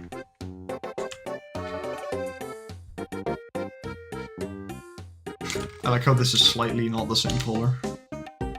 Thank you, me. How did I mess that up? How did I have to... I like to minimize the amount of colors I use, because that makes the image smaller, but somehow there's still two different colors here. Really interesting. AI combined with robotics is gonna be huge with the aging population. Yeah. I think this is true because in developing countries, you know, which have a lot of different names because of moral ethics of how you mention companies, like should have learned in my study, but like for example in Africa, their populations are still in that demographic cycle where you have a lot of born kids and a lot of people dying, but they're gonna be the same. They're gonna slowly transition into the stage 4 demographics, or almost stage 5 or 6, where it's kind of the inverse pyramid, or like the pyramid, where women get around a bit more than two kids on average. And that demographic change at least takes about 100 years, because people don't die overnight, right? Like, the entire aging population is going to take a while. So in the age we're in right now, AI is a good way to ensure that old people still have pensions and don't have to live on the street. Because the other option, which is we kill all old people, is not a very good one, and I think most of us can agree that that's not a very realistic solution. So I think AI is going to help maintain the reality, or the possibility that aging people can still have food and water in house. The problem is that the distribution of money depends on if you have a job or not. And I'm not saying that because I am a socialist. I'm just saying, hey, people earn money and that's how they live. It doesn't matter if AI exists, because the money isn't going to those old people, it's going to the corporations that use it. And that's kind of a fundamental issue. Like, yes, in theory, robotics can help old people. It can help the younger generation keep up the pensions of old people. But realistically, that money doesn't flow in that way. So it's kind of the question in how that money is gonna get to them, you know? Unless we actually make a socialist state, which probably isn't gonna be a good idea. So we really have to see what the future holds in that. And I'm standing with open arms and saying, hey, there's a possibility for a good future. There's probably going to be some fuck-ups, because companies... I mean, ethics is not their main concern. And that's kind of an issue if you want the most ethically pure society in the future, right? But it's not all doom. There is possibility for positive interactions. And that's what really keeps the hope up, you know? Yeah, exactly. Like, what are Western countries doing right now? Importing immigrants because they're cheaper than laborers. Let's say we stopped immigration 100% right now. Every price of every product is gonna skyrocket. Because labor is gonna be more expensive. Labor is the #1 expense, which is good, because we don't want everyone to be without a job and without money, right? We want jobs to exist. That's the main issue. People can only get money if they do something productive, which is how it should be, but that means that there has to be work people get paid to do. So immigration is what's keeping all the prices low right now. And if we're stopping that, if we're stopping to let companies make their products in China or Azerbaijan or all those other countries where textiles are made, for example. I forgot how I started the sentence, but we have to let this company do that if we want a price we can pay. And otherwise it's going to be a very slow transition, like what Trump is doing in the US, for example. What he wants to do is basically change the US to a self-serving economy overnight. And the issue is that is possible, but not overnight. You can make all your products yourself with a limitation of certain, how do you say it? Certain, like, metals not being available geographically in your country. That's like an issue. But it generally is possible. Apart from that, to make a self-serving economy.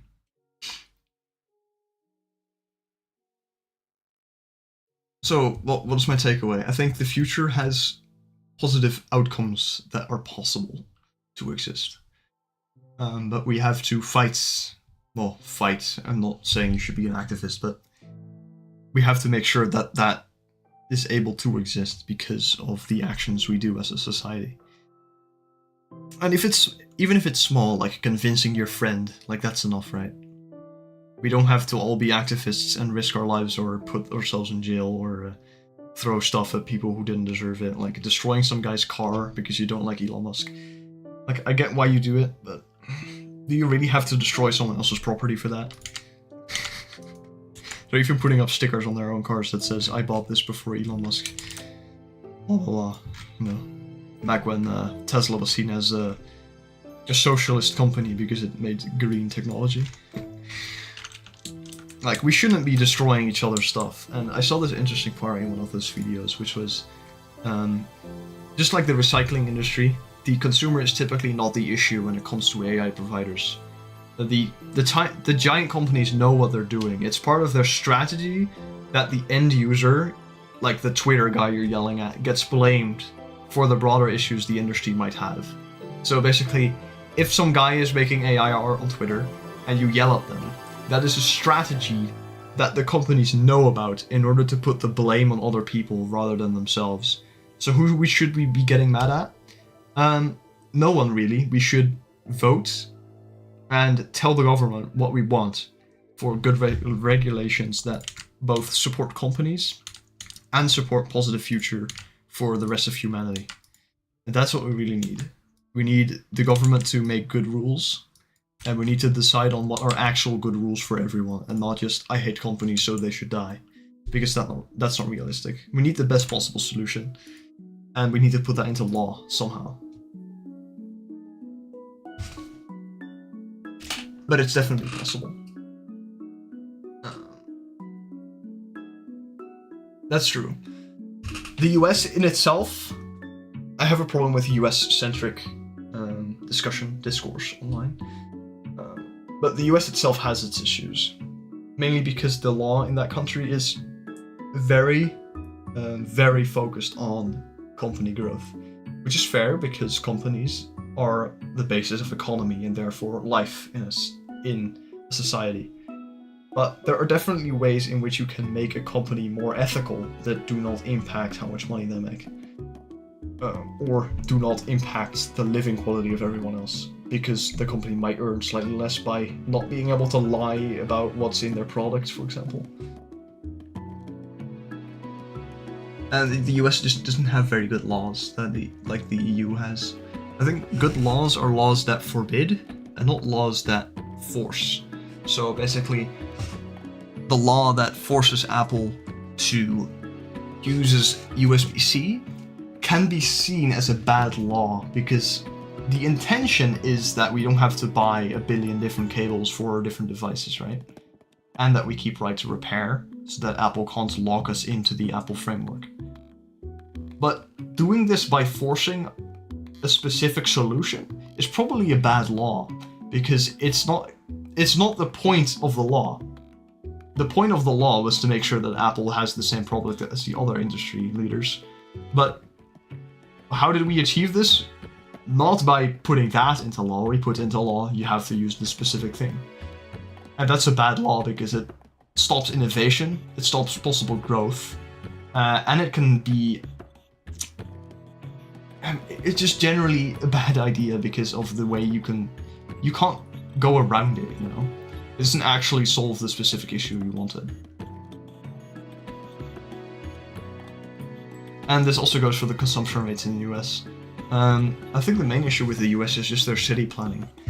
It causes all of the other issues they have. The high amount of food waste is because people buy more at the shop because they go less often, because it's so far away.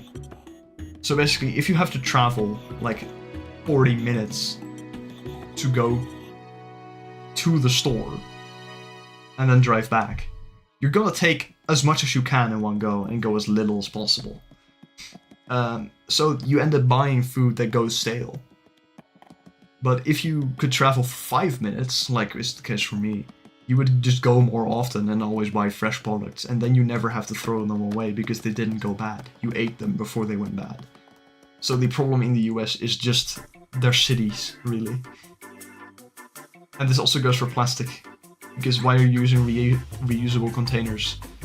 Because of traveling, most of the time, right?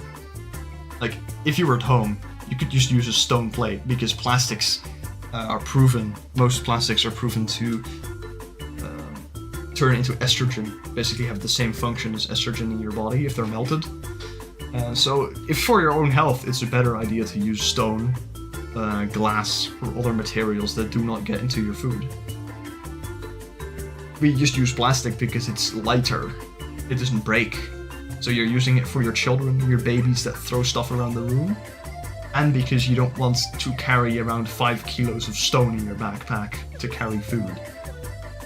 So the less you have to travel with dumb bullshit, the less plastic we're using.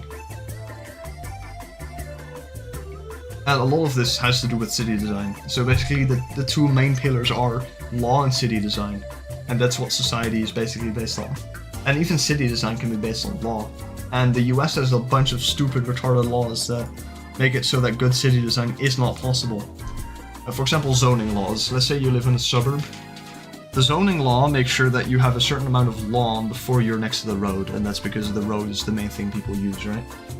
And you don't want a road right in front of your face. But that zoning law makes it basically impossible to build a different city, because every house has to have that amount, so why not just make a road anyway? Why make that if you're not having an automobile path in front of you and you're having a walkway? Why would you have... You don't need that much lawn if you just have a walkway for foot traffic. So that law makes it so that you can never have a better city than a car-centric one. And that's one of my strong advocacies, is really just remove that law. You need to remove that one law, and that fixes the impossibility of bad city design. The impossibility of good city design, rather. Oops. Big problem for the idea of infinite economic growth is that it's simply not possible. Working population is declining and resources are finite. It's mainly the latter. If you're thinking in periods of hundreds of years, then the working population will be stable, but resources are finite. And that's a really like green socialist take, but it's true. There is a finite amount of resources we can extract, and the only companies that can have growth beyond that are tech companies, because they're not making something physical, they're making a fictive product made by text. So the only infinite sources are art and tech, and that's about it. Everything else is going to be finite. Every product, everything you buy is going to be finite. Except for maybe like plants, maybe plastics. If you can find a 100% recyclable product, then it's pretty much possible to keep that product up. You can keep making it. Of course, you have some loss here and there by people who don't have it in, but other than that, you can have the most possible enough recycling and this also goes for farming. You can have 100% sustainable farming, right? We've been trying it in the Netherlands for a while, and it's possible, certainly. So you can have food infinitely, you can have maybe plastics infinitely, but you can only have so many batteries in the world made of lithium. You can only have so many mercury thermostats. You can only have so many uranium reactors. But you cannot. But you can have infinite art and infinite tech, and I think that's one part of tech that makes it so futuristic, because it just doesn't break. If it's okay, can you make me? You mean drawing you? If you're talking about your profile picture, I can try it. Because I don't really know what else to do for this. Like, I'll think about it later. Let's see. Let's make you. Splasher. What's that profile picture? Let me check that. Go to channel. Oh hey, it's this green... It's this green guy with a monkey face, a top hat, and a bow tie. That's really cool. Let me draw that.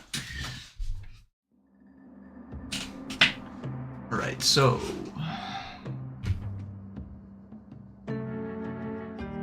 let's use this color. It's a bit more bright, isn't it? Let's use this. And then we need this gray. Darker. Yes.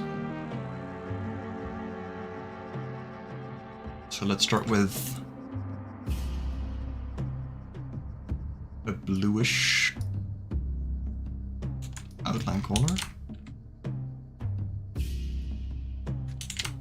We're gonna use a thinner sketch pen.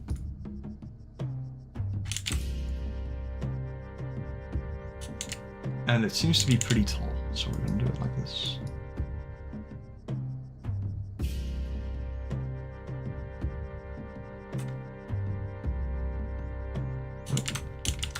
I would prefer that on its own layer.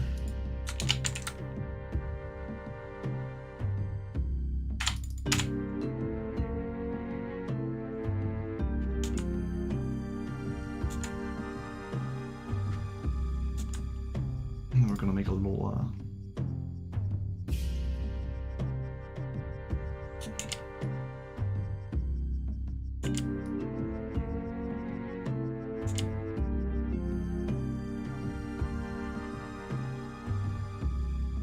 seems to be a little face like this, right?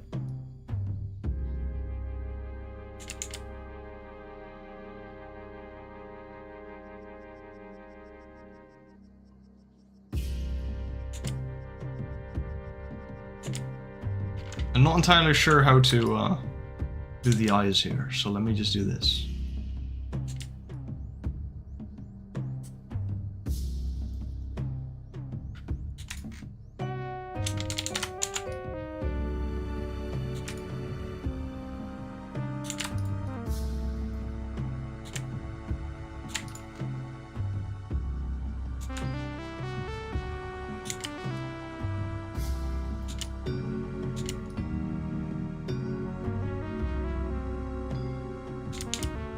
I don't know if that looks like a monkey.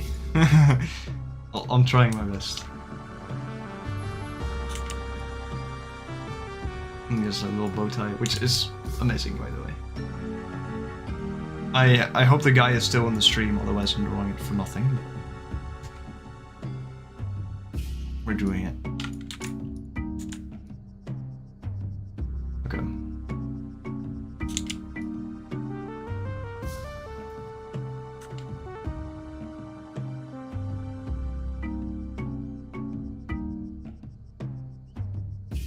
It looks so silly.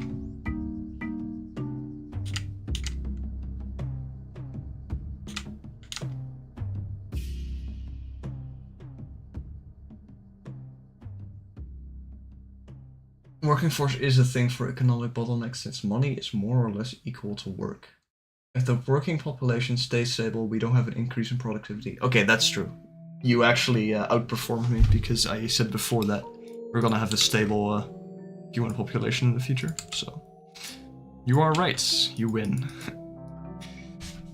That is true. If we have a stable population, then we don't have an increase in productivity. We can still have economic growth, but we cannot have limitless economic growth. Because if we improve, how do you say that? Improve productivity by making certain, how do you say it? By making production faster, you can still have growth because we make more of the same product in a shorter time period. Because tech innovation is probably gonna stay something that will always like improve. So. The yellow thing from my eye just slid off and popped under my glasses. The yellow thing from your eye. What the hell are you talking about? Underground drums. Alright, thank you. I'll check that out later. Oh, by the way, I've seen some guys say that likes on a video don't actually do anything, but that's not true. Likes and dislikes both count as engagement to a video. And that's why people sometimes say it really helps out a lot. Like, someone once said that liking a video only makes the creator happy because they see a positive interaction, but that's not true. It actually does help in the algorithm. It isn't like Reddit where controversial things, so like a lot of dislikes and a lot of likes make a difference, but just a like and a dislike both count as engagement. That's also why people like Some Ordinary Gamers say like it, dislike it if you dislike it, because it still gives engagement.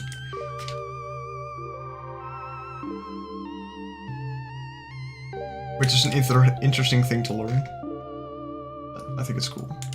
I really hope that the guy is still in the chat, by the way, because I want him to be happy with this little guy. I think I made the top hat too small. Yes, let me make it bigger.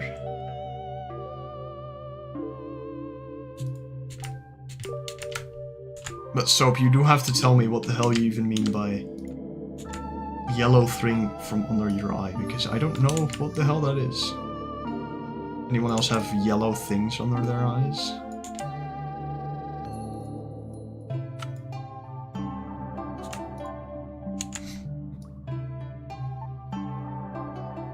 I can say my skin isn't yellow, so I don't.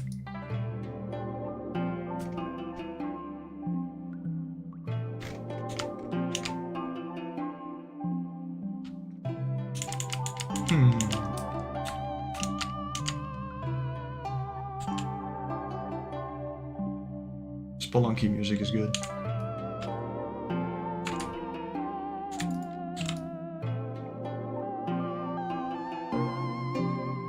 If the guy doesn't respond, I'm using this in a fucking thumbnail. And I'm stealing his OC for my own game. Because I'm evil. And no one will know.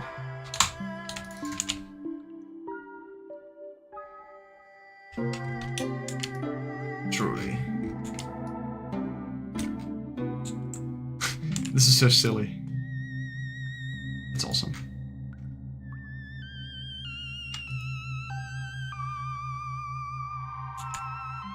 But I do think it doesn't look enough like a monkey. So let me do this.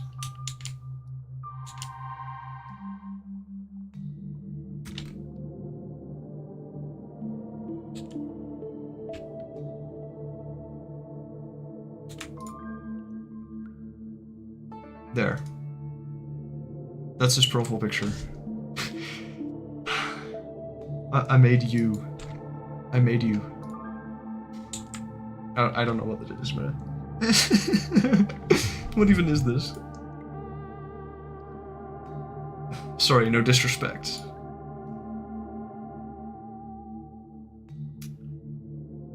Right. It's 11:30 at this point. What else do I gotta do? I think I'll be finishing this one later. And I have to draw some stuff for this. No idea what yet, but that's on the planning, I guess. Let me see what I have on my list.